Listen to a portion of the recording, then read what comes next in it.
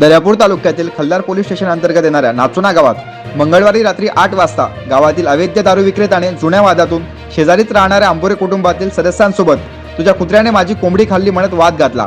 त्यानंतर शाब्दिक बाचाबाची झाली। सर्वप्रथम मुख्य आरोपींच्या वडिलांनी वाद सुरू केला व नंतर आरोपी चंदन गुजर हा सुद्धा त्या ठिकाणी येऊन तेथे वादाचे रूपांतर हाणामारीत झाली। आरोपी चंदन गुजर याने स्वतःची कार थेट 6 जणांच्या अंगावर चढवली। या घटनेत 3 जणांचा जागीच मृत्यू झाला होता तर 3 जण गंभीर जखमी झाले होते। या घटनेनंतर नाचोना गावामध्ये पोलीस प्रशासनाचा मोठा ताफा पाहायला मिळाला। खल्लार पोलिसांनी चंदन गुजर व त्याचे वडील आरोपी राधेश्याम गुजर यांना अटक केली व नंतर न्यायालयात हजर केले असता न्यायालयाने 6 दिवसाची त्या दोन्ही आरोपींना न्यायालयीन कोठडी सुनावली।